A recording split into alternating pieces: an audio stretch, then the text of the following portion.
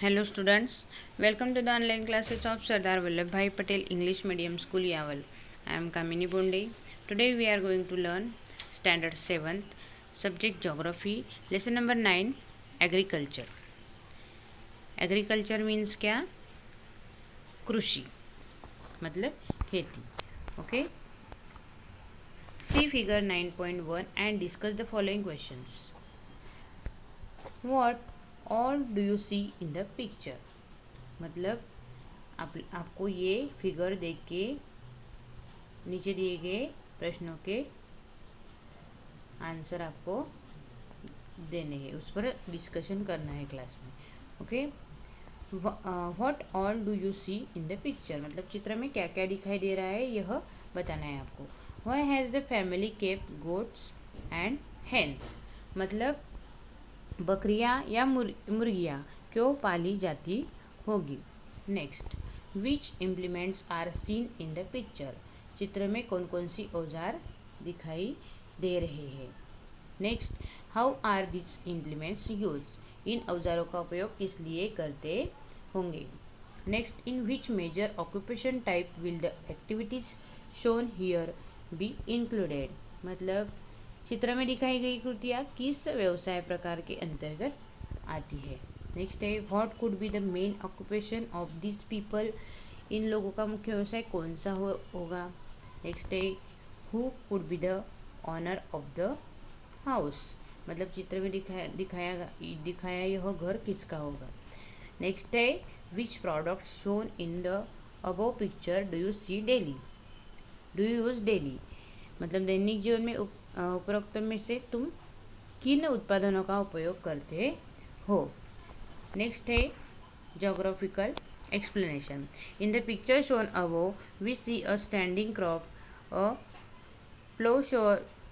plowshare etc. From this it becomes obvious that this is a farmer's house मतलब ऊपर दिए गए चित्र में खेत की फसलें या घर के पास में हल की फाल दिखाई देती है और इससे पता चलता है कि यह किसान का घर है. A farmer keeps hens, sheep, goats and cattle. They are also seen in the picture.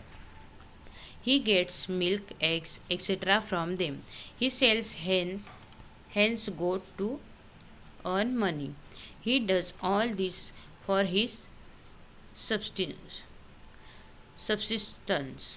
All these occupations depend on natural factors. मतलब देखो, किसान बकरियां, गाय, भैंसे, मुर्गियाँ पालता है और ये बातें भी इस चित्र में हमें दिखाई दे रही है और इनसे उसे दूध, अंडे ऐसा उत्पादन प्राप्त होता है और मुर्गियाँ या बकरियों को बेचकर उसे पैसा मिलता है. ये सभी कार्य वह जीवन यापन के लिए करता है और ये सभी कार्य कृषि के अंतर्गत किए जाते हैं और ये कृषि के पूरक व्यवसाय होते हैं. All these fall under agriculture. These occupations are supplementary to the cultivation of crops. Okay. Next, agriculture has a wide scope for our basic needs of food and clothing. We make use of plants and animals. Besides the cultivation of different crops, rearing cattle, sheep, and goats, maintaining poultry farms, keeping bees, sericulture, horticulture, orchid dry और pisciculture, pig farming, emu farming etcetera are included in agriculture. मतलब कृषि व्यवसाय विस्तृत क्षेत्र है और अनाज, वस्त्र जैसी आवश्यकताओं के लिए वनस्पतियों या प्राणियों का उपयोग होता है और फसलों के उत्पादन के साथ ही बकरियां, भेड़ें, मुर्गी पालन भी किया जाता है और इसके साथ ही रेशम के कीड़े पालना, मधुमक्खी का पालन, फूलबाग, फल बगीचे, मत्स्य पालन या एमू पालन आदि व्यवसायों का भी समावेश कृषि व्यवसाय में किया जाता है। In agriculture occupations resources like manpower, animal, implements, etc. are used.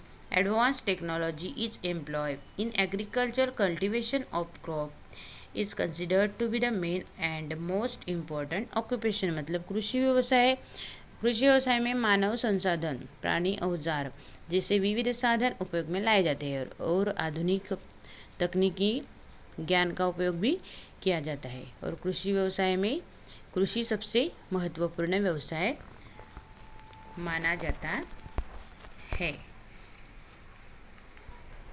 Next, give it try, मतलब देखो क्या होता है।